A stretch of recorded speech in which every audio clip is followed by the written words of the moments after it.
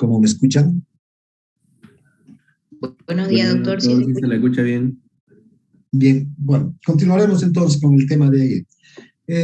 Quedamos acá, los métodos clínicos para medir las presiones sistólica y diastólica. Bien, este método de auscultación, que es el método clínico, dado que no podemos ingresar hasta el interior de la arteria para medir como se hacen en pruebas de experimentación, donde se ha determinado estas presiones.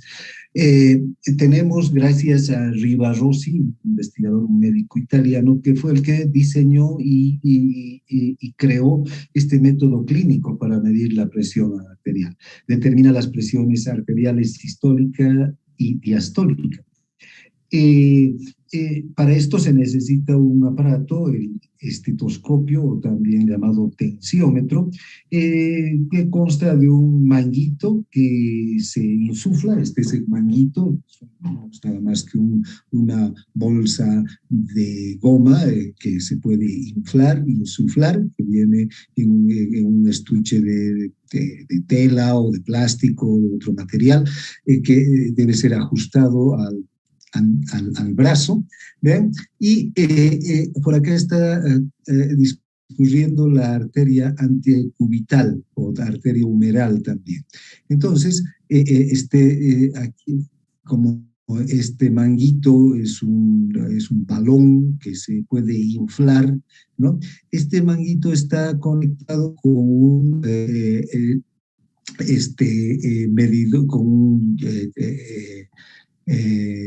medidor de presión. Aquí este es un barómetro que mide la presión, ¿no? Fíjense, mide presiones desde 0 milímetros de mercurio hasta 240, 280, 300 milímetros de mercurio.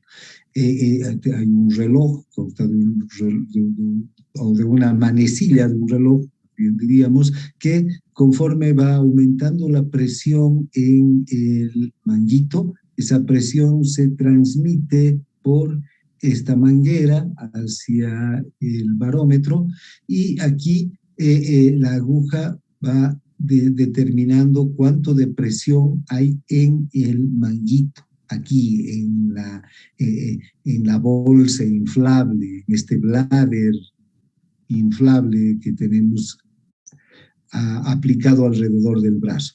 El aire se insufla mediante esta bomba, ¿no? Que tiene aquí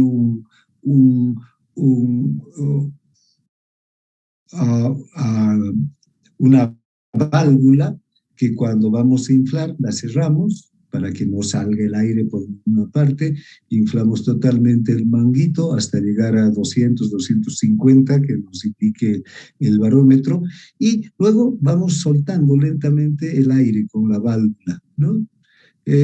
Y conforme vamos soltando el aire, va bajando el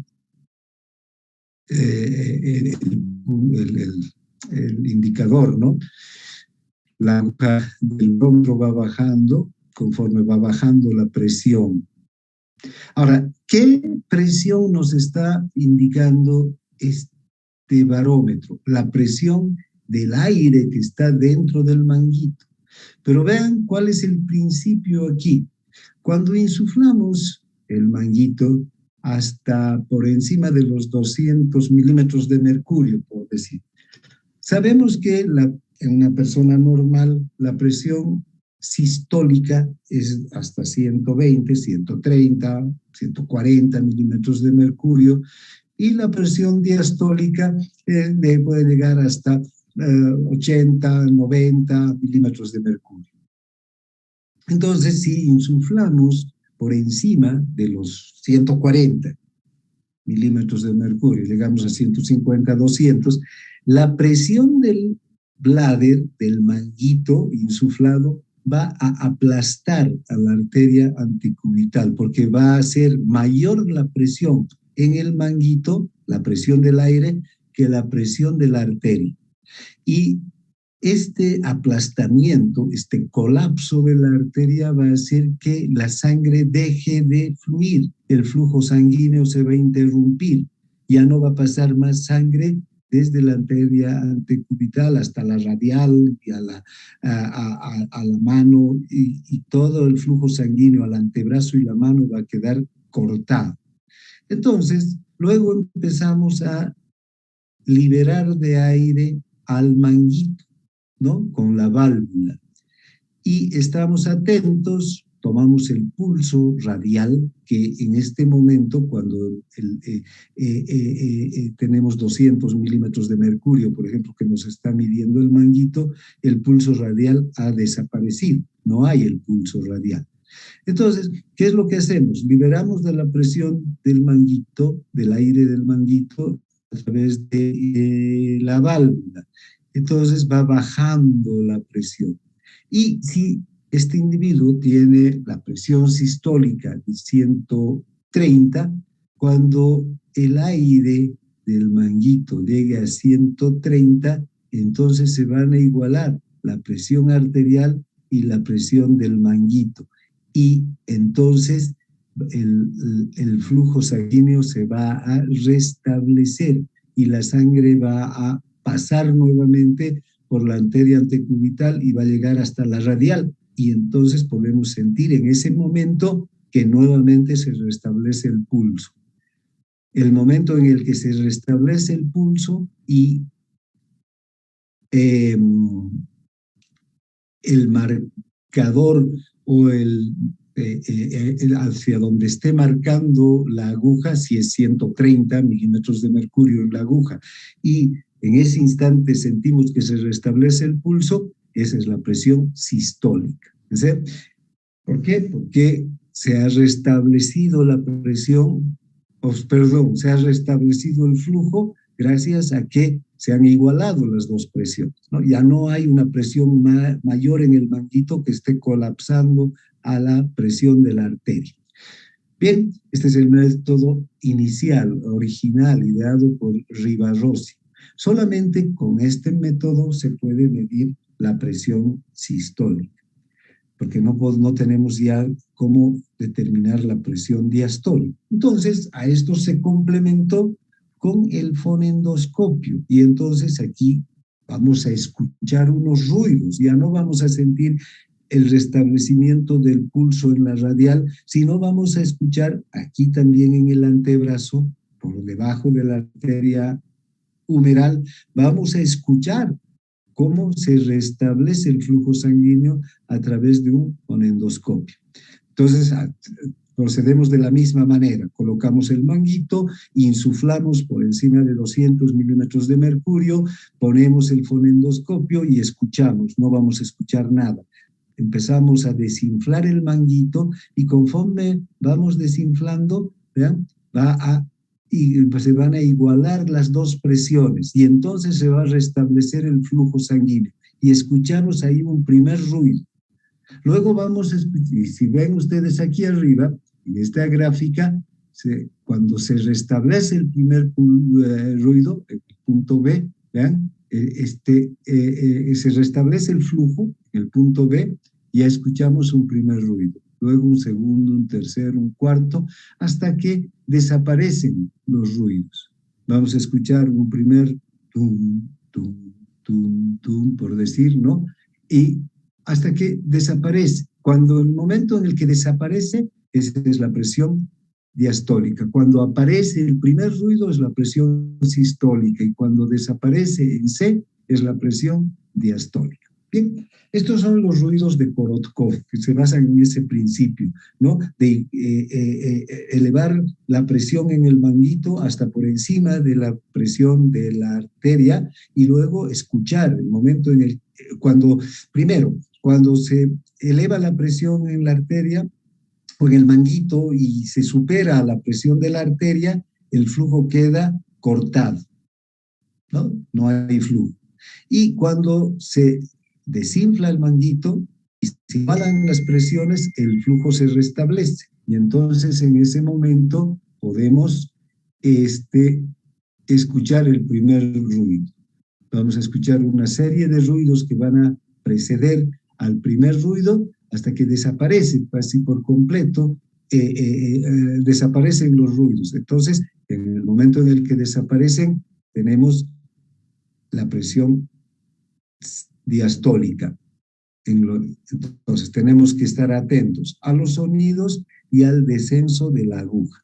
Bien, este es un método original. Hoy en día van a tener tensiómetros ya digitales, mucho más fáciles de medir, que en algunos casos ni siquiera se necesita colocar el estetoscopio o fonendoscopio para escuchar los ruidos, directamente nos da la pantalla del tensiómetro digital, ¿no? Pero en práctica, por ejemplo, en el laboratorio van a aprender ustedes a tomar la presión con este método original, el de Riva-Rossi. Primero, a través del método palpatorio y luego del método auscultatorio. Bien, aquí quedamos con este tema de la medición de la presión porque lo vamos a ver en práctica. Bien, ahora hablaremos de las presiones arteriales normales medias tomados por el método de auscultación, por el método clínico.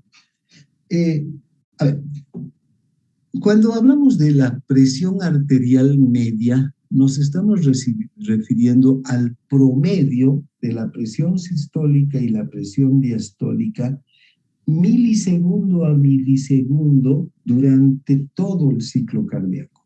Es decir, aquí tenemos que medir milisegundo a milisegundo, los 0,83 segundos que dura todo el ciclo cardíaco, hay que medir la presión sistólica y la presión diastólica. Y el promedio de todas esas presiones nos va a dar la presión arterial media.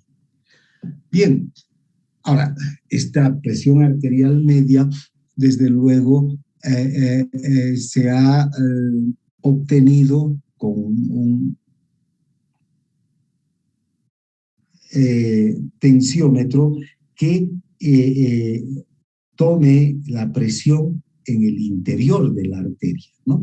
Y se ha determinado que en un adulto joven, sano, la presión arterial media es de 100 milímetros de mercurio. Entonces nosotros, como ya les dije hace un tiempo atrás, vamos a trabajar con las presiones medias de 100 milímetros de mercurio. Esa es la presión media. Y es el promedio de las presiones, ¿no? Bien, ahora, esta presión arterial media va variando. No es la misma a lo largo de la vida. Generalmente hablamos de un adulto joven a partir de los 18, 20 años, ¿no? Y hasta los 40, 50 e incluso 60 años, la presión media se mantiene en 100 milímetros de mercurio. Sin embargo, en los extremos de la vida, en los niños, la presión arterial media va a ser menor, ¿no? Puede llegar hasta 80, 70 milímetros de mercurio en un recién nacido y en un infante 80 y así, y en un adolescente hasta llegar hasta los 100 milímetros de mercurio a los 18 años. Y también en el otro extremo, a partir de los 60, 65, la presión va a subir, la media. Ya no van a ser los 100 milímetros, puede ser 105, 110. ¿Por qué? Porque hay un endurecimiento natural de las arterias. Por el paso de los años se empiezan a hacer más duras las arterias, menos distensibles, entonces la presión también va aumentando. Entonces, es esta la presión. Ahora, vean, se puede determinar la presión arterial media también con el método de la auscultación. Esta presión arterial media también la vamos a determinar en práctica. Ahora, esta presión, fíjense, nosotros hablamos de que la presión arterial sistólica es 120, ¿no? Y la presión diastólica 80. Y la presión media es de 100 milímetros de mercurio. Ahora, cuando presentamos estos valores, pareciera que la presión media es la suma de la sistólica y la diastólica y lo dividimos entre dos y ya está, digamos, ¿no? Para tener una presión media con el método de auscultación. No nos estamos refiriendo al método de investigación que mide milisegundo a milisegundo las presiones durante todo el ciclo. Aquí estamos podemos sacar la presión arterial media solamente tomando en cuenta la sistólica y la diastólica. Ahora vean, si sumamos 120 más 80, 200 dividido entre 2, que sería una presión promedio, es de 100 milímetros de mercurio, pero estos 100 milímetros de mercurio no se obtienen mediante ese cálculo, sino que hay que tomar en cuenta que en el método clínico ya para determinar la presión media, tiene que tomar en cuenta que el ciclo cardíaco consta de sístole y diástole, y la sístole y la diástole no tienen la misma duración, no tienen el mismo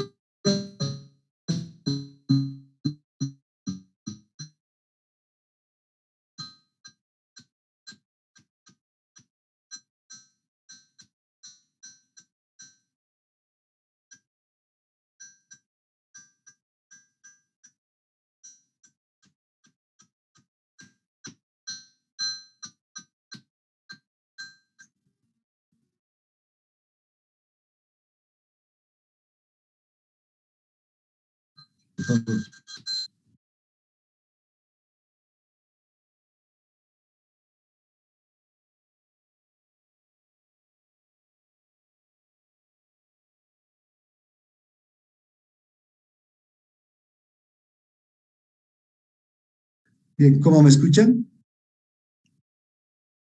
Hola. Sí, bien, bueno, entonces les decía, fíjense, la sístole y la diástole, que son los dos periodos del ciclo cardíaco, no son iguales en tiempo. O sea, ya sabemos que son muy diferentes en cuanto a los fenómenos que ocurren, pero también en el tiempo.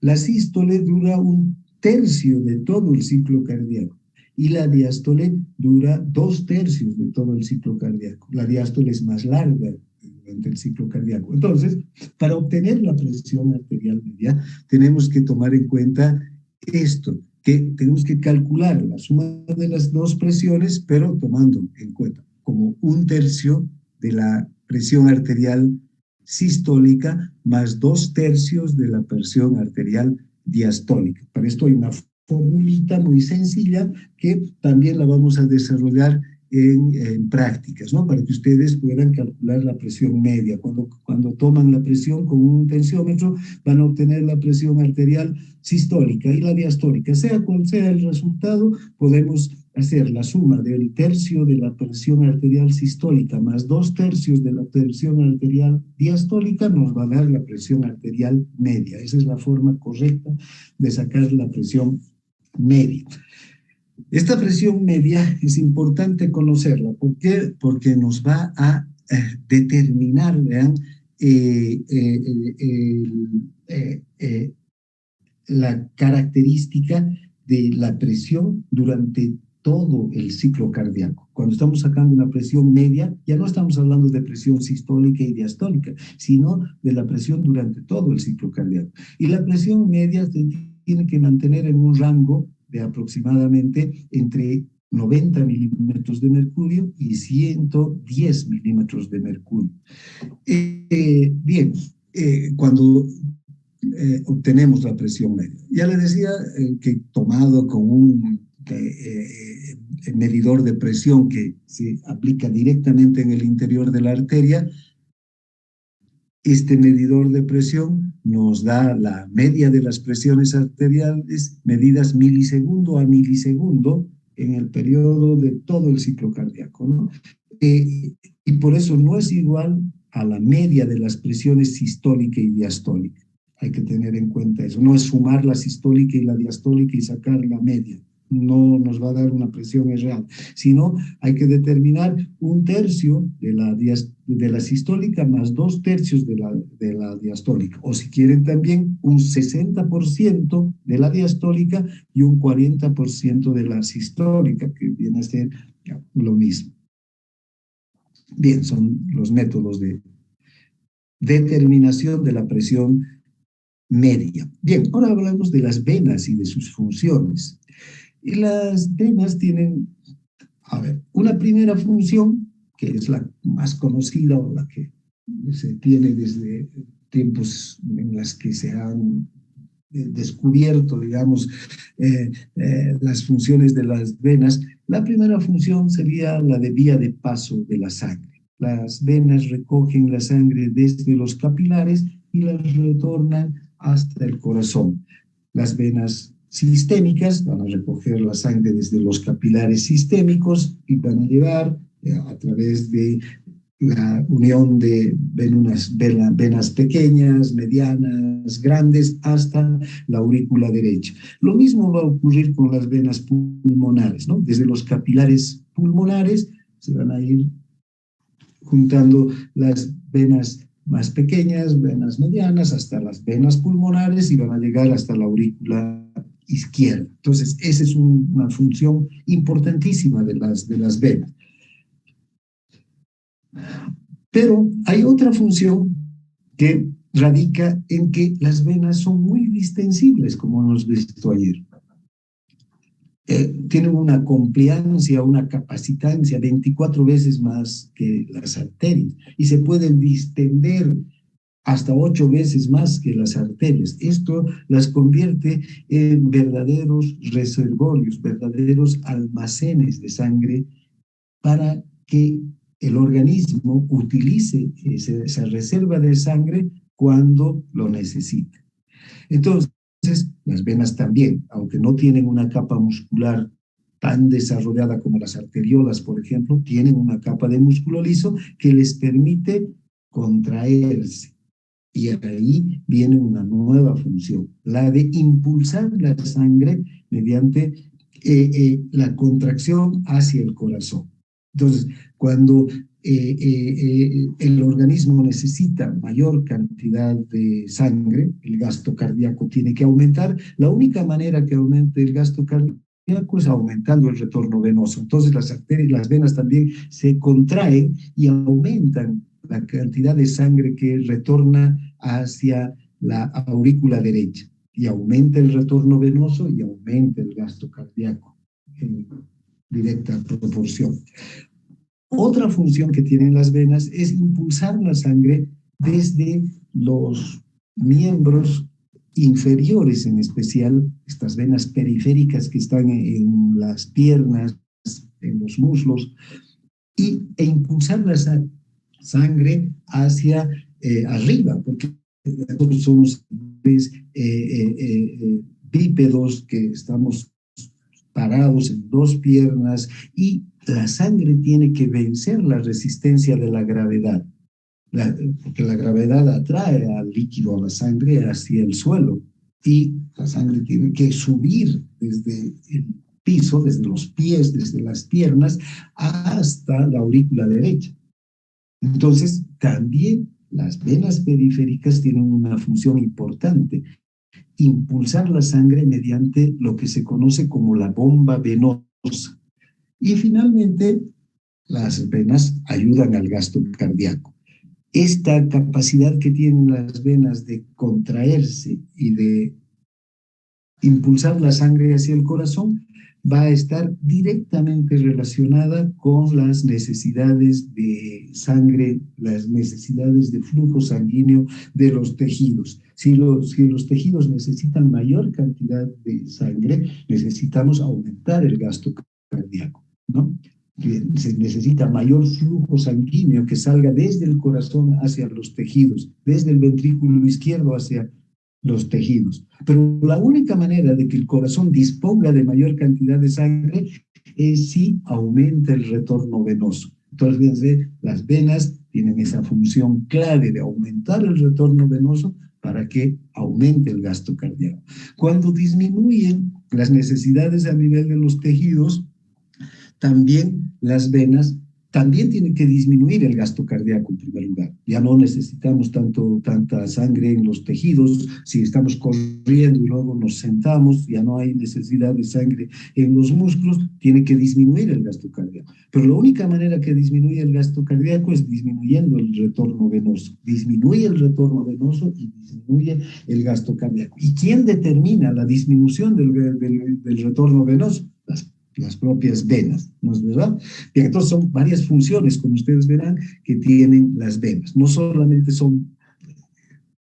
no solamente tienen esa primera función conocida como vías de paso, como si fueran solamente unas mangueras que llevan sangre desde los tejidos hacia el corazón, sino que cumplen importantísimas funciones en el funcionamiento del sistema circulatorio.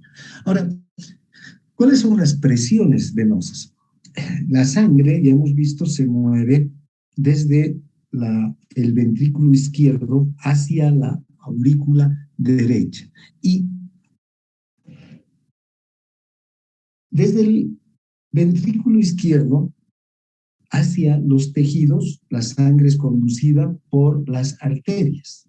Cuando la sangre llega por las arterias, arteriolas, metaarteriolas, hacia los capilares, la sangre, entonces ahí se intercambia con el líquido intersticial, los componentes de la sangre con el intersticio, y bueno, deja los nutrientes y recoge las sustancias de desecho, y nuevamente la sangre tiene que fluir hacia el corazón. ¿Quiénes se encargan de llevar esa sangre hacia el corazón? Son las venas que desembocan en la aurícula derecha. Entonces, ya hemos visto que para que la sangre circule, el principal mecanismo que hace que la sangre circule es la gradiente de presión. Entonces, tiene que haber una presión alta en el ventrículo izquierdo y en la aorta, y una presión muy baja en la aurícula derecha y en las venas cavas. Estas dos venas que van a desembocar ya en la aurícula derecha tienen que tener presiones tan bajas como la aurícula derecha. Bien, entonces la presión en la aurícula derecha tiene que ser muy baja, es de 0 milímetros de mercurio. Esta presión está regulada por la capacidad del corazón de bombear la sangre hacia el exterior de la aurícula y ventrículos derechos, que son los pulmones. Entonces, en primer lugar, esta presión en la aurícula derecha, que tiene que ser muy baja, de 0 milímetros de mercurio, tiene que permitir que la sangre pase de la aurícula al ventrículo y luego el ventrículo bombee hacia la arteria pulmonar. Y por otro lado, ¿vean?, tiene que haber una tendencia de la sangre de fluir desde las venas periféricas hacia la aurícula derecha. ¿En qué radican estos dos factores que regulan la presión en la aurícula derecha? Uno es que si esta es la aurícula derecha y este es el ventrículo derecho, para que la sangre pase de la aurícula derecha al ventrículo derecho, tiene que primero llegar la sangre aquí, ¿no es verdad?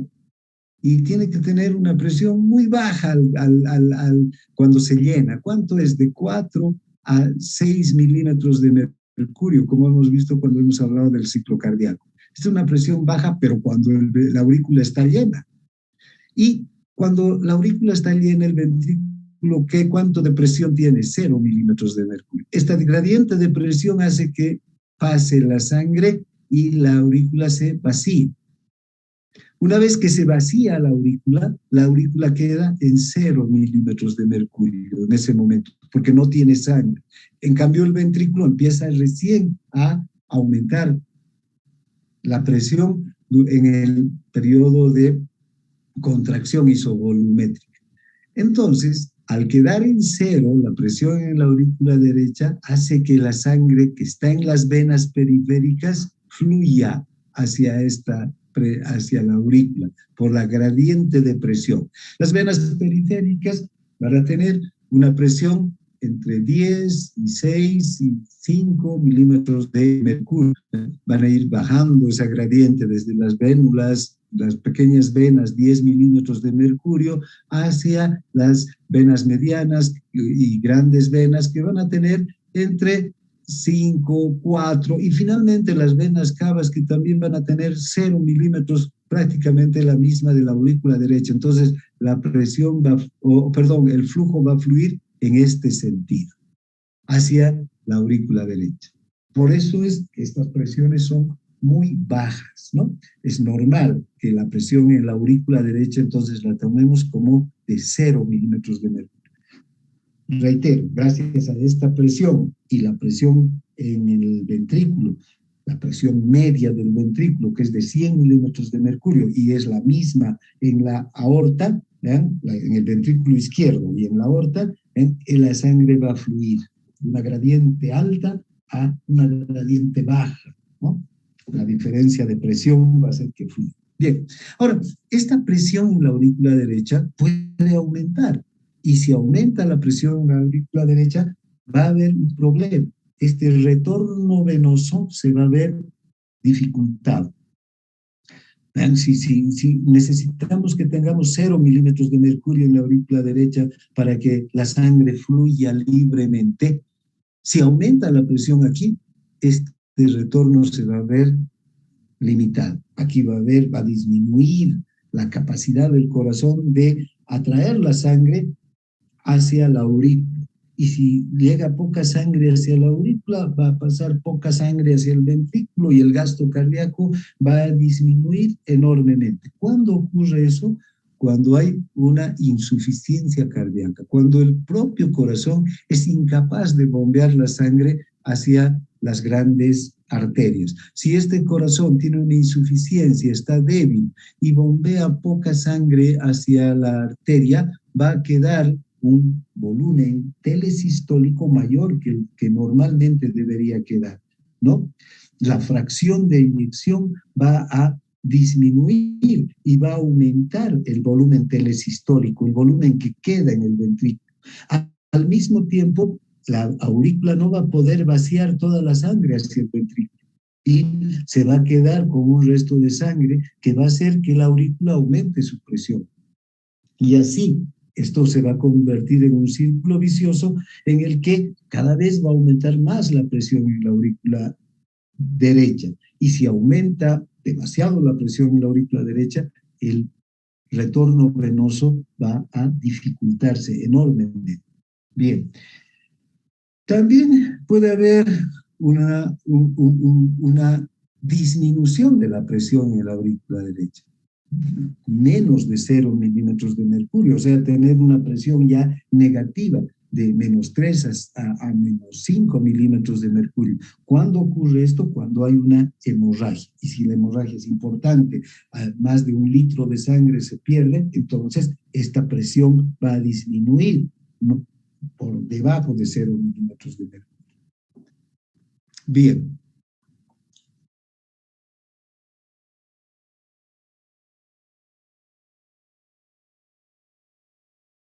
Ahora, las grandes venas, como las dos cavas, ejercen muy poca resistencia al flujo sanguíneo cuando éstas están distendidas, es decir, cuando están dilatadas, ¿no? Y ahí la resistencia es casi 0. Recuerda, la contracción, cuando un vaso se contrae, aumenta la resistencia, porque al contraerse disminuye el diámetro, y si disminuye el diámetro, ya sabemos la ley de la cuarta potencia, que cuando disminuye el diámetro de un vaso, va a disminuir el flujo sanguíneo. Entonces, fíjense, cuando más distendida está la vena, mayor posibilidad de que el flujo sea muy fluido por las venas, por las grandes venas. La resistencia aquí es casi 0, no hay resistencia al flujo sanguíneo. La aurícula derecha tiene una presión de 0 milímetros de mercurio, entonces a través de unas venas distendidas la sangre fluye muy libremente, ¿no? Ahora, La mayor parte, además de las grandes venas que entran al tórax y al abdomen, están comprimidas en varios lugares debido a la presencia de las vísceras. Las vísceras pueden comprimir a las venas y hacer que el diámetro de la vena disminuya, no por la contracción de la propia vena, sino por esta compresión, ¿no? Eh, Esto hace que las venas ofrezcan también una resistencia al flujo sanguíneo debido a la presencia de los órganos. Pero esto es normal y, o sea, forma parte, digamos, de la resistencia que tienen las venas al paso de la sangre. Pero ¿qué ocurre, por ejemplo, si hay un tumor, si hay en las personas durante el embarazo o en personas que tienen una masa abdominal demasiado grande? Ahí va a haber un problema, va a haber una dificultad a la circulación. Si en el embarazo, por ejemplo, el útero grávido va a comprimir las venas abdominales y va a hacer que haya una resistencia en este punto. Puede colapsar la vena abdominal y pasar menos sangre desde los miembros inferiores. Y la presión en los miembros inferiores va a subir. ¿Y qué va a tener como consecuencia? La dilatación de estas venas y lo que se conoce como varices. También cuando hay, por ejemplo, un tumor en el abdomen y este tumor crece, o cuando el intestino también en el indólico megacolon también puede comprimir, o el desarrollo de grasa también abdominal puede hacer que las vísceras compriman las venas. Entonces vamos a ver presencia de varicosidades en los miembros inferiores, en las venas hemorroidales generalmente, ¿no?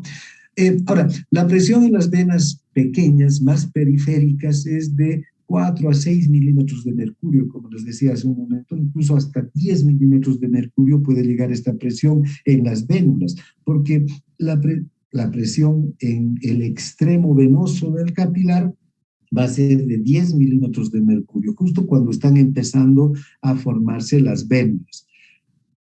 Entonces, ven, en las venas periféricas es de 4 a 10, a 4 a 6 milímetros de mercurio. ¿Qué sucede si hay una compresión a nivel del abdomen, por ejemplo? Entonces, hay una resistencia al paso de la sangre por este punto y va a aumentar la presión en los lugares, digamos, anteriores al punto de presión o de compresión. Y si aumenta a 10, a 15 milímetros de mercurio, se va a ver obstruido el paso por ahí y las venas se van a empezar a dilatar. Ahí es donde se forman las varicosidades. ¿Ven? Ahora hay puntos normales de compresión en el tórax y en el abdomen donde las venas sufren un colapso, pero que no hay problema, ¿no? Aquí, fíjense, en las venas axilares, al pasar por la axila, antes de llegar a la cava superior, las venas aquí se van a colapsar, porque además doblan las venas aquí su recorrido, cambian la dirección de su recorrido. El corazón también puede colapsar a las venas. Los propios pulmones, aunque hay una presión intratorácica negativa de menos 4 milímetros de mercurio que ayuda también a que estas compresiones no sean tan importantes y no obstaculicen el paso de la sangre por las venas que se están dirigiendo al corazón, ¿no? Bien, ahora, si se eleva la presión a nivel de la aurícula derecha, como les decía hace un momento, va a haber un aumento de la presión venosa periférica en las extremidades y todo el cuerpo. Y además, esto va a hacer que disminuya el retorno venoso. Va a haber directamente una disminución, va a haber un impedimento al retorno venoso, va a disminuir, va a llegar menos sangre desde la periferia hacia el corazón. ¿Por qué? Porque hay un obstáculo en el propio corazón, en la propia aurícula, una fuerza que se está oponiendo a que la sangre llegue desde las venas hacia la aurícula. La aurícula tiene que tener una presión de 0 para que se favorezca el flujo de sangre. Pero si aumenta la presión en la aurícula derecha, es como si se estuviera poniendo una puerta en la aurícula, ¿no? En la desembocadura de las dos venas, ¿eh? Se estuviera poniendo una puerta ahí para evitar que la sangre llegue a la aurícula.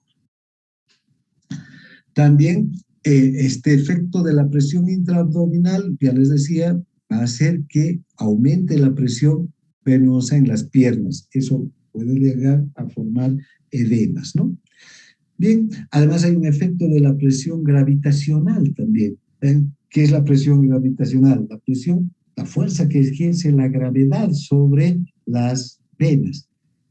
Y más que sobre las venas, sobre el líquido que contienen las venas, la sangre. Si esta sangre que tiene que subir es atraída por la fuerza de la gravedad hacia el piso. Ustedes saben que todo material, toda materia que está sobre la Tierra, por la fuerza de la gravedad de la Tierra, tiende a ser atraída hacia el suelo, ¿verdad? Entonces, la sangre no es una excepción. Y todo nuestro cuerpo. De hecho, hemos visto cómo los músculos antigravitacionales, los que están en las piernas, los que están alrededor de la columna vertebral, todo el tiempo están ejerciendo una fuerza en contra de la gravedad para mantenernos de pie. El momento en el que el fascículo el retículo espinal o el fascículo vestíbulo espinal disminuyen su acción excitadora, ¿no? Van a producir que estos músculos antigravitacionales pierdan la excitación, se inhiban y la persona caiga al piso, ¿no? Pierda el equilibrio. En cambio, cuando estos músculos antigravitacionales están excitados, mediante los estímulos de estos fascículos, la persona se va a mantener de pie, erguida, firme. Bueno, todo el cuerpo es atraído por la gravedad, la sangre de las venas también. Entonces, vean, para que suba la sangre, no solamente tiene que haber esta diferencia de presiones que acabamos de decir, sino también tiene que haber una ayuda extra, porque hay una presión, la presión de la gravedad, que sabemos que en la aurícula derecha es 0 milímetros de mercurio la presión, pero si debido a la fuerza de la gravedad vemos la diferencia entre la presión entre la aurícula derecha y la presión en los pies, va a ser de más 90 milímetros de mercurio. ¿Cómo hace el organismo para vencer esta presión e impulsar la sangre desde los pies hacia la vena cava? Esto es gracias a la bomba venosa. Esta bomba venosa, vean, está compuesta por una serie de válvulas que están en las venas. Las venas tienen una estructura, así como esta escalera que estamos viendo, que permiten que la sangre fluya de abajo hacia arriba y que vaya atravesando por estos esfínteres venosos que son verdaderas válvulas. Estas esfínteres, cuando la sangre pasa de este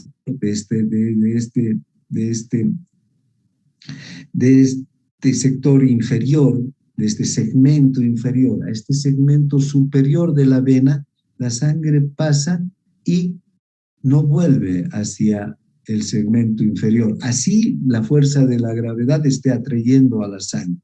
Y así sucesivamente. Ustedes pueden ver cómo estas válvulas venosas están distribuidas por todo el sistema venoso, en especial en las piernas, en todo el miembro inferior, desde los pies hasta las caderas. Entonces, ¿qué va a ocurrir para que la sangre fluya? Aquí, esta bomba venosa, estas válvulas que están en el recorrido de las venas tienen que ser complementadas con la acción muscular. Entonces, cada vez que nosotros estamos de pie y damos un paso, caminamos, se mueven nuestros músculos, se contraen nuestros músculos, se contraen y se relajan los músculos del miembro inferior cuando estamos caminando, trotando o corriendo, bailando o haciendo cualquier actividad. Entonces, esa contracción comprime a las venas y hace que el contenido de la sangre fluya de abajo hacia arriba. Y una vez que ha fluido el contenido de la sangre de un segmento inferior al superior, este segmento, la sangre no vuelve al inferior porque hay esta válvula venosa que le impide volver, está cerrada. Cuando termina la contracción, cuando se produce la contracción, pasa la sangre. Cuando termina la contracción, la sangre intenta volver, pero encuentra a la válvula cerrada ya en ese momento. Esta válvula se cierra por la misma presión de la sangre. Ahora, ven, interesante, hay personas que tienen que permanecer de pie durante horas por oficios, por actividades que desempeñan. Un cirujano, por ejemplo, tiene que estar parado ahí al lado de la mesa de operaciones 1 hora, 2 horas, 3 horas, 5 horas, lo que dure la operación. Entonces, aquí puede haber un éxtasis venoso porque estos músculos no están trabajando, está la persona parada y ahí en este éxtasis venoso puede producir un aumento de la presión en las venas y que este aumento de la presión dilate a las venas y forme varices, lo que conocemos como las varicosidades venosas, las varices en las venas.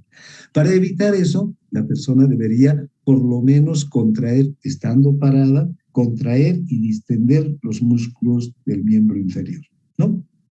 Si no, se va a producir un aumento de la presión en estos segmentos por encima de las válvulas y ese aumento de la presión va a dilatar las venas y además estas válvulas se van a volver incompetentes o insuficientes, no van a cumplir con la función. Después, estas válvulas van a ser como si no existieran. Imagínense que esta vena se dilate, bueno, así, no sé, así, ¿no? Entonces, vean, la válvula esta válvula va a empezar aquí y esta otra en su sitio. Entonces, cuando quieran cerrar, por muy horizontales que se pongan, no van a poder llegar a cerrar el paso de la sangre que intenta volver del segmento superior al segmento inferior. Esto se llama incompetencia o insuficiencia valvular. Y cada vez esta dilatación va a ser mayor y mayor y se forman las varices, ¿no? Bien.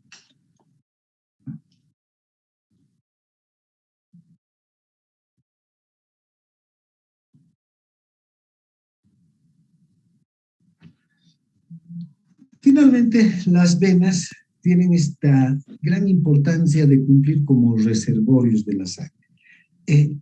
Nuestras venas actúan como reservorios de hasta un 20% de de la sangre total. Nosotros tenemos 5 litros, un adulto joven normal de unos 70 kilogramos tiene alrededor de 5 litros de sangre. Es la cantidad total de sangre distribuida entre los dos sistemas, ¿no? El sistema mayor y el menor. Entonces, de esos 5 litros, 1 litro está destinado exclusivamente a cumplir como reserva. Y si nosotros perdemos sangre por una hemorragia, por ejemplo, inmediatamente las venas se empiezan a contraer para empezar a mandar sangre hacia la aurícula derecha para que se mantenga el gasto cardíaco. Si se para la hemorragia, si perdemos 1 litro de sangre y se para la hemorragia, ¿vean? el gasto cardíaco se va a mantener en 5 litros por minuto gracias a este reservorio de sangre. Ahora, si la hemorragia es mayor a 1 litro, entonces ahí va a empezar ya a disminuir el gasto cardíaco, porque no es un reservorio inagotable, se agota ese reservorio, es de 1 litro aproximadamente, el 20% de todo el volumen de sangre que tenemos en el organismo. Entonces, esta contracción de las venas se debe a que cada vez que si perdemos sangre, se activa el sistema nervioso simpático. ¿Desde dónde se activa el sistema nervioso simpático? Desde los vasoreceptores y los quimioreceptores, los que están en la carótida y en la aorta, ¿no? Desde aquí, si disminuye la presión porque disminuye el volumen sanguíneo por la pérdida de sangre, se envían señales hacia el sistema simpático y el sistema simpático, desde el cerebro y la médula espinal, desde luego el sistema simpático va a responder, ¿no?, con señales de vasoconstricción. Estas señales vasoconstrictoras hacen que las venas se contraigan y envíen la cantidad de sangre que necesita el corazón para mantener el gasto cardíaco. Bien, por ejemplo, cuando donamos sangre, si donamos 500 es medio litro, vean, la mitad de nuestra reserva.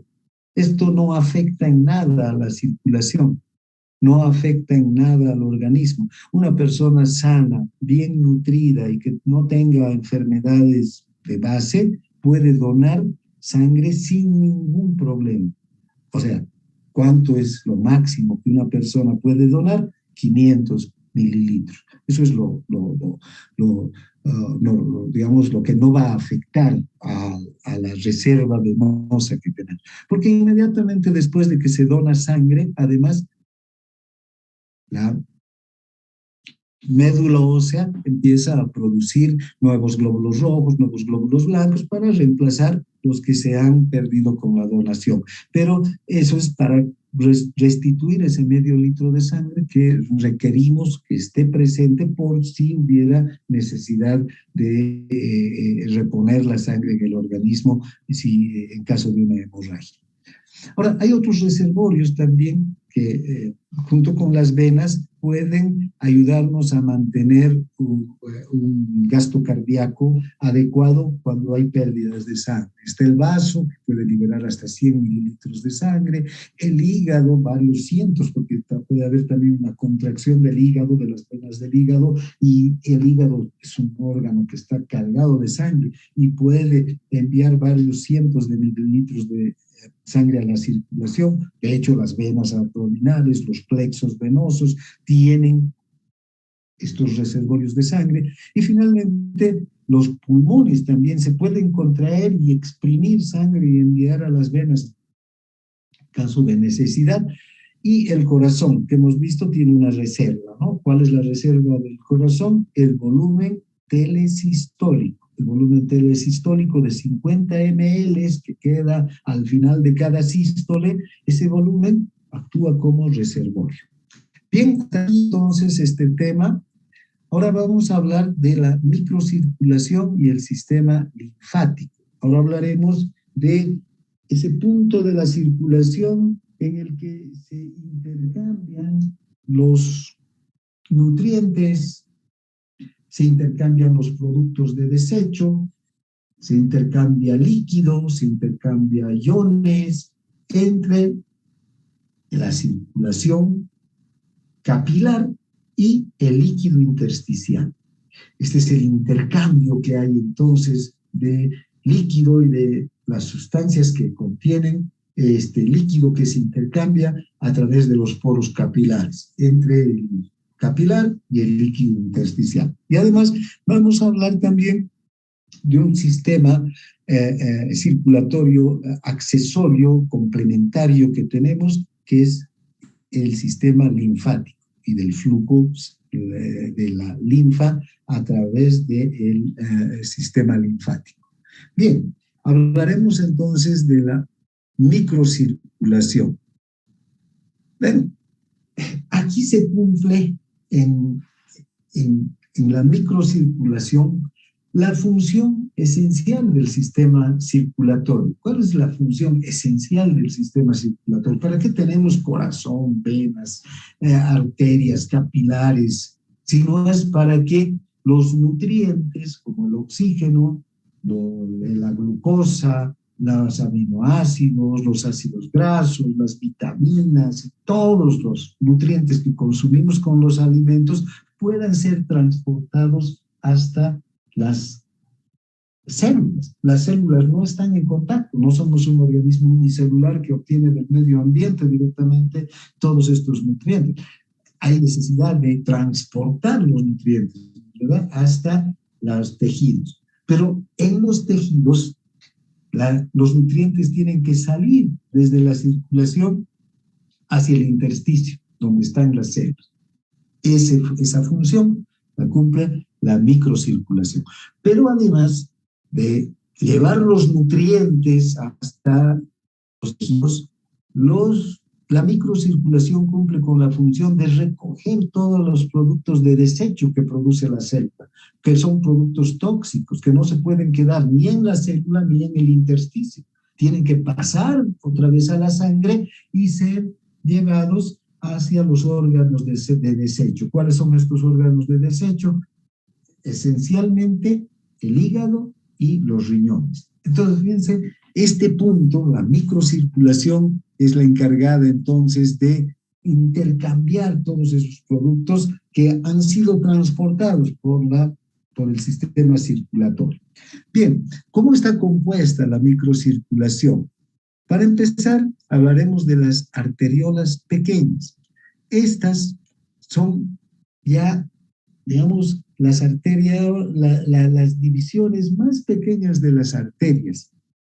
Donde terminan las arterias, empiezan las arteriolas. ¿Y qué diferencia hay entre las arterias más pequeñas y las arteriolas? Es que las arteriolas pequeñas tienen una pared, ¿no?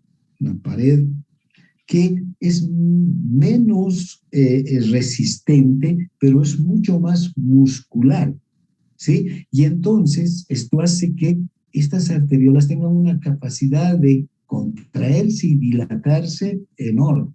O sea, aquí las arteriolas se pueden distender más que las arterias, que ya sabemos, las arterias no se distienden, no son vasos muy distensibles como las venas en otro extremo, pero las arteriolas se pueden distender más que las arterias porque tienen una capa muscular mucho más desarrollada y esa capa muscular se puede dilatar y se puede contraer enormemente.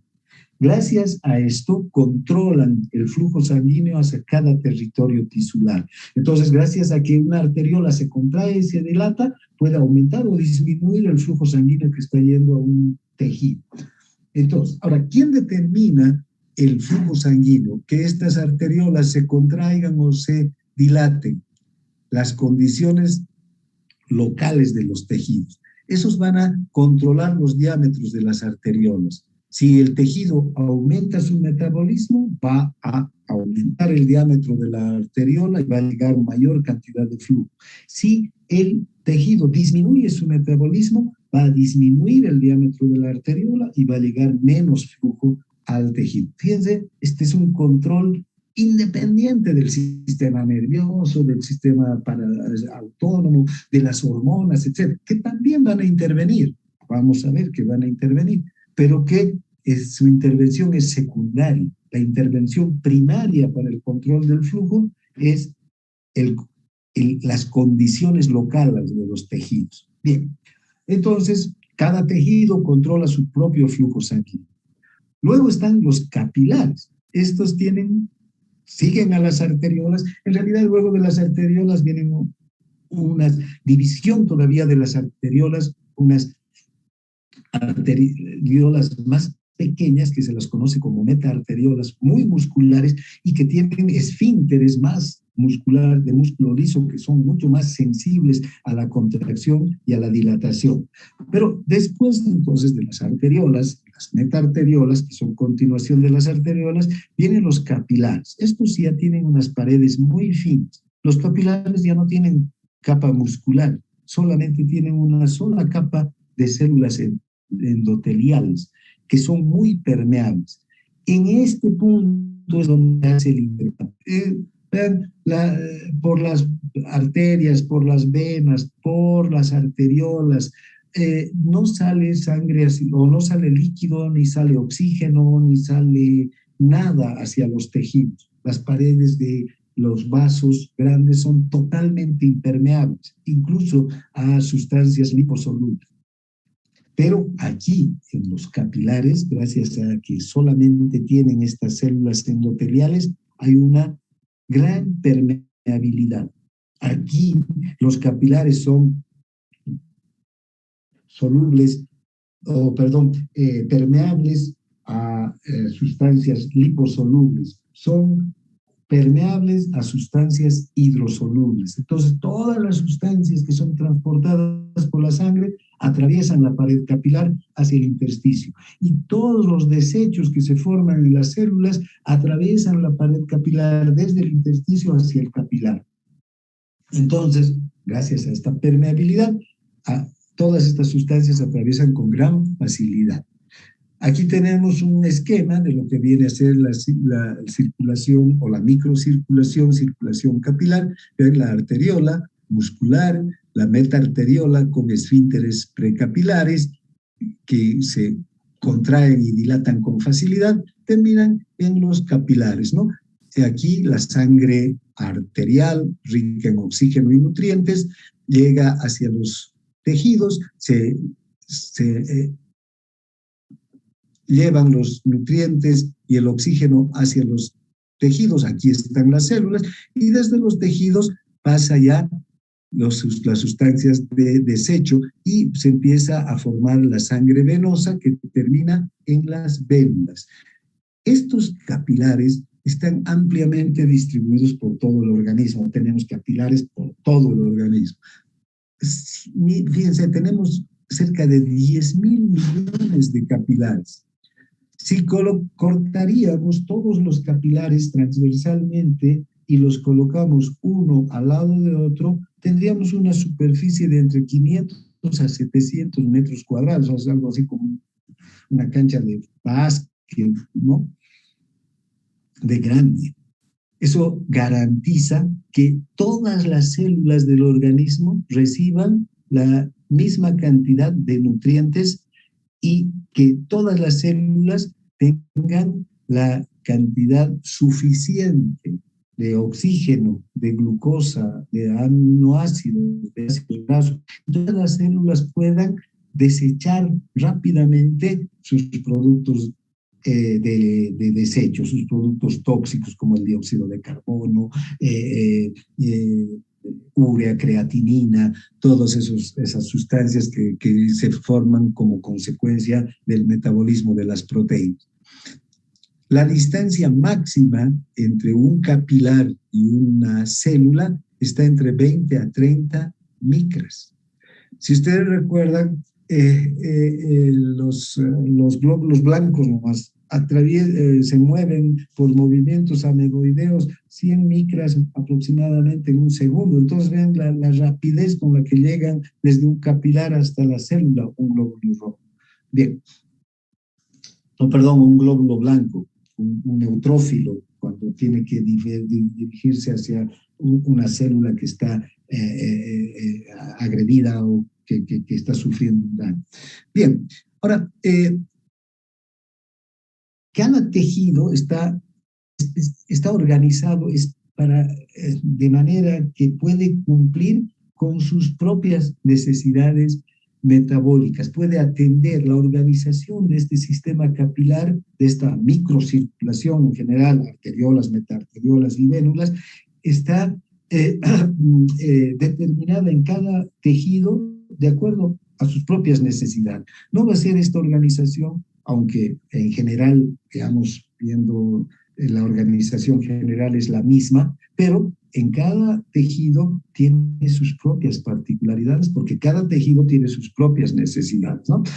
Todas van a tener arteriolas, ¿no? Estas arteriolas que son muy musculares, miden un diámetro de 5 a 9 micrómetros. Las metaarteriolas tienen una capa muscular continua, los esfínteres precapilares que se contraen y se dilatan con gran facilidad. Luego están los capilares, que ya sabemos que empiezan donde empieza el esfínter precapilar y solamente tienen una capa de células endoteliales. Luego, las vénulas que recogen la sangre de los capilares y tienen también una capa muscular, pero esta capa muscular en general es menor que la de las arteriolas, menos potente, se contrae también. Los únicos que no tienen capa muscular son los capilares, porque aquí lo único que se necesita es una capa de células endoteliales permeables, no necesitamos que esto se contraiga, porque además si hubiera una capa de células musculares aquí, una capa muscular, ya no podría haber permeabilidad en la pared capilar. La única forma de garantizar la permeabilidad capilar es que aquí haya una capa de células endoteliales y nada más, con poros. Bien, luego las vénulas. Las vénulas sí ya tienen una muscular y además estas vénulas ya sabemos son más distensibles que las arteriolas, ¿no? Se pueden distender con mayor facilidad que las arteriolas y en general las venas que las arterias. Son 8 veces más distensibles las venas que las arterias en general. Ahora, ¿cómo cómo es la estructura de la pared capilar? Si ustedes ven este gráfico, la pared capilar tiene esta única capa de células endoteliales. ¿Ven? Estas son células endoteliales que están sujetas, ¿ven? Tienen una estructura que están, digamos, rodeadas de una membrana basal. Esta es la membrana basal, esta línea rosada que vemos aquí. Es lo único que compone la pared capilar, las células endoteliales del capilar y la membrana basal. A esta membrana basal se adhieren, se sujetan las células. Estas células endoteliales no están flotando en la sangre, ¿no? Sino están muy bien adheridas a esta membrana basal. Entonces, este capilar, ¿no? Si completaríamos el capilar, por decir, sería esto, células endoteliales y una membrana basal. Ahora, ¿cuánto es el grosor de la pared capilar? Este grosor de la pared capilar es de unas 0,5 micras. Vean qué delgada que es la pared capilar. Entonces, atraviesa con mucha facilidad los iones, las sustancias liposolubles, el oxígeno, atraviesa desde el capilar hacia el intersticio y el dióxido de carbono desde el intersticio hacia el capilar por liposolubilidad con gran facilidad.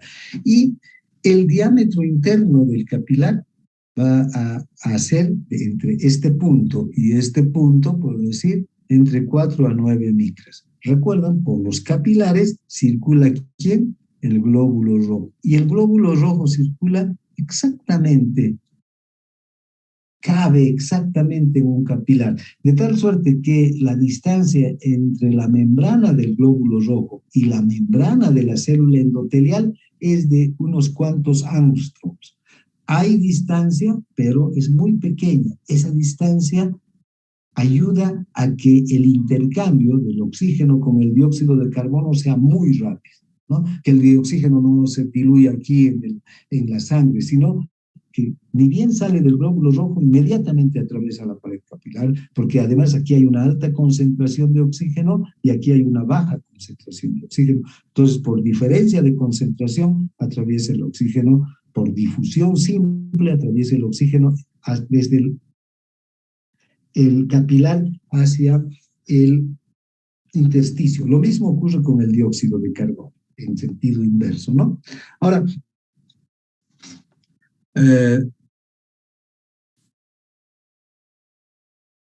Bien, en la membrana capilar tenemos poros. Hay sustancias como el oxígeno y el dióxido de carbono que atraviesan por liposolubilidad. Son liposolubles por difusión simple, atraviesan por los intersticios de la membrana, ¿no? Entre los fosfolípidos de la membrana, si ustedes quieren, y no tienen necesidad de canales, no tienen necesidad de nada por atravesar. Pero las sustancias hidrosolubles necesitan de canales. Y esos canales son estos espacios intercelulares entre célula endotelial y célula endotelial por donde circulan las sustancias.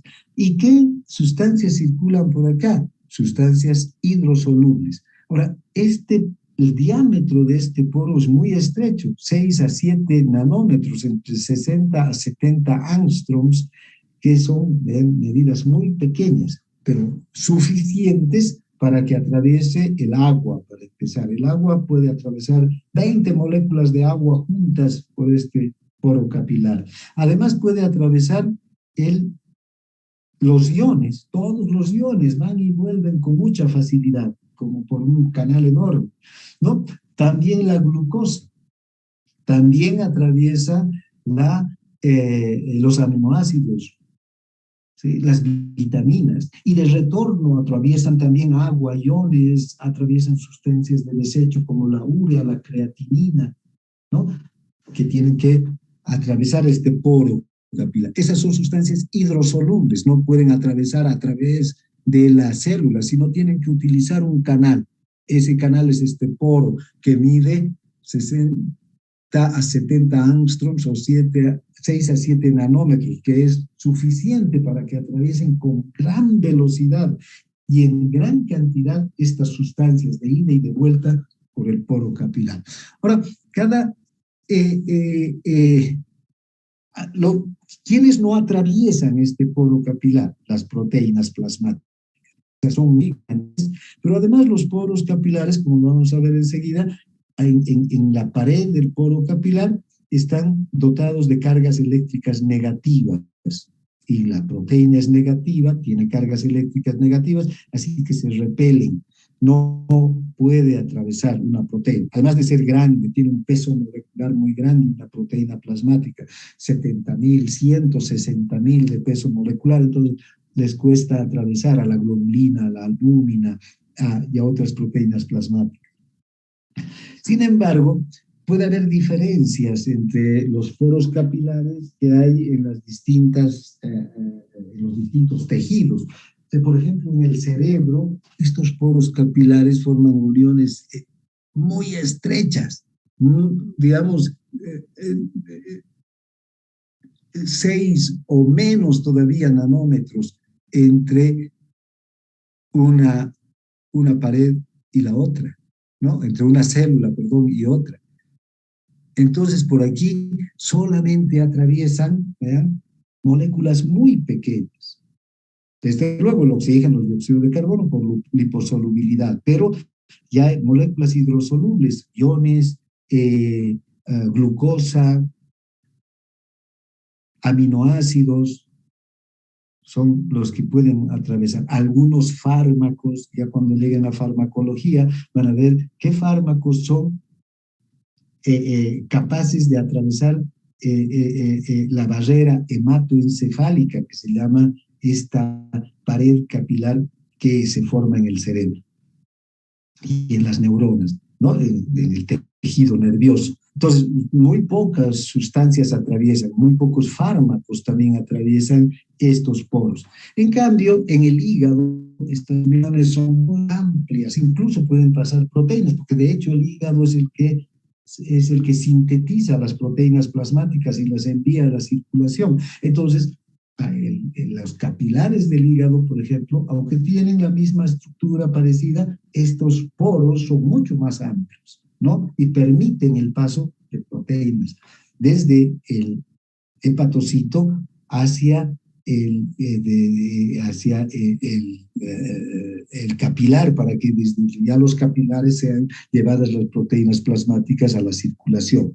También los capilares gastrointestinales son permeables, permiten el paso de numerosas sustancias que recogen desde el intestino, pues, nutrientes que llegan hasta el intestino con los alimentos, entonces son mucho más permeables que los del cerebro. O los penachos glomerulares, que tienen una estructura muy diferente al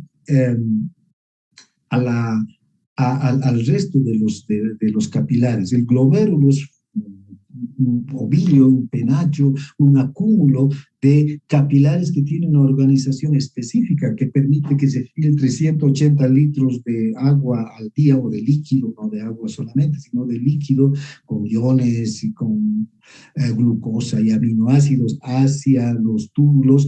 Esos tienen una estructura específica. Y además hay los capilares peritubulares que están alrededor de los túbulos, que recogen esos 180 litros de agua y glucosa y aminoácidos y iones, y que intervienen en la homeostasis y solamente van a eliminar lo que no sirve, ¿no? A la orina va a pasar lo que no sirve. De los 180 litros que se filtran al día, a la orina llegarán un litro y medio, cuanto más. Del resto se tiene que reabsorber en los túbulos. Esas funciones son claves de los capilares de la nefrona, tanto los capilares glomerulares como de los peritubulares. Entonces, cada órgano tiene una característica propia en su organización de la microcirculación. Ahora, ¿cómo se da el flujo en los capilares? Esto, un segundito. Bien. La sangre hacia todo territorio tisular, es decir, hacia los tejidos, fluye de forma intermitente, aparece y desaparece de pocos segundos a minutos. Si yo estoy con la mano quieta, sin mover mi mano, todos los músculos de mi mano están en reposo y la sangre está llegando en muy poca cantidad, 4 mililitros por cada 100 gramos de tejido en un minuto. Entonces, llega poca sangre. Pero empiezo a mover mi mano, abrir y cerrar la mano. Fíjense, en un segundo ha cambiado la actividad de mi mano. Y por estos músculos requieren oxígeno, glucosa, necesitan nutrientes para cumplir con su función. Inmediatamente se abren los esfínteres precapilares, se dilatan las arteriolas y llega mayor cantidad de sangre. Entonces, fíjense, a los tejidos, de acuerdo a sus necesidades metabólicas, la sangre llega de forma intermitente. Aparece o desaparece cada pocos segundos o minutos, depende de la actividad metabólica del órgano. Ahora, esa causa de esa intermitencia se conoce como vasomotilidad. La vasomotilidad, entonces, es la capacidad de contraerse intermitentemente de las metaarteriolas, esfínteres capilares, esfínteres precapilares e incluso de las arteriolas, que ya hemos visto tienen una capa muy muscular. Esa capa muscular y estos músculo liso que está en las metaarteriolas y en los esfínteres precapilares es muy sensible a los cambios metabólicos del tejido, y entonces se dilata o se contrae con gran rapidez, y entonces está en esta acción intermitente de contraerse y relajarse, a lo que llamamos vasomotilidad. Ahora, ¿qué regula la vasomotilidad? El metabolismo. ¿Y cuál es el factor más importante del metabolismo? La concentración de oxígeno en los tejidos. Ya sabemos que para que nuestras células funcionen, nuestras células son aeróbicas, necesitan del oxígeno de manera esencial. El metabolismo de las células es un metabolismo aeróbico, depende entonces del oxígeno. Si las células incrementan su metabolismo, necesitan mayor cantidad de oxígeno. Y cuando ese oxígeno se utiliza, ¿no? Fíjense, va a determinar que se incremente el flujo sanguíneo hacia ese tejido. Cuanto mayor oxígeno necesita la célula, cuanto mayor es la velocidad de utilización del oxígeno por parte de la célula, mayor necesidad de que se produzca la vasomotilidad, es decir, que se dilaten los esfínteres precapilares, que se dilaten las metarteriolas para que aumente el flujo, y si aumenta el flujo llegan más glóbulos rojos con mayor velocidad, con mayor cantidad de oxígeno para satisfacer las necesidades de ese tejido. Si disminuye la actividad de la célula, ¿no?, inmediatamente va a disminuir el consumo de oxígeno. Lo primero que va a haber, disminución de las reacciones metabólicas internas. Si hay una disminución en la velocidad de la utilización de oxígeno, entonces, ¿qué va a ocurrir? Los esfínteres precapilares, las metaarteriolas se van a contraer y va a llegar menos flujo de oxígeno, menos flujo de sangre, perdón, porque ya no, las células requieren menos oxígeno. Va a llegar la cantidad de oxígeno que es necesaria para que se produzca el metabolismo de la célula.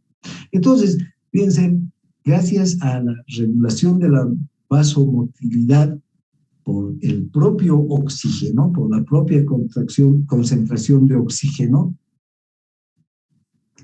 se va a permitir que la sangre capilar transporte mayores o menores cantidades de oxígeno. Si aumenta el metabolismo, aumenta el transporte de oxígeno porque se dilatan estos esfínteres y las metaarteriolas. Si disminuye el metabolismo, hace falta menos cantidad de oxígeno. Entonces se va a contraer la metaarteriola y el capilar y va a reducir el flujo sanguíneo, ¿no? Bien, aquí quedaremos. La próxima clase vamos a hablar sobre el intercambio de sustancias entre la sangre y el líquido intersticial. Vamos a ver los mecanismos de difusión que hay, difusión simple, de sustancias hidrosolubles y de sustancias liposolubles, y además también vamos a ver de las presiones, las fuerzas físicas que intervienen en que los líquidos y muchas de las sustancias que contienen los líquidos atraviesen la pared capilar de ida y de vuelta, ¿no? Bien, no sé si hay alguna consulta. Si no hay, quedamos aquí entonces. Nos vemos la próxima clase. Gracias por su atención. Que tengan un buen día. Gracias, doctora. Hasta luego. Gracias.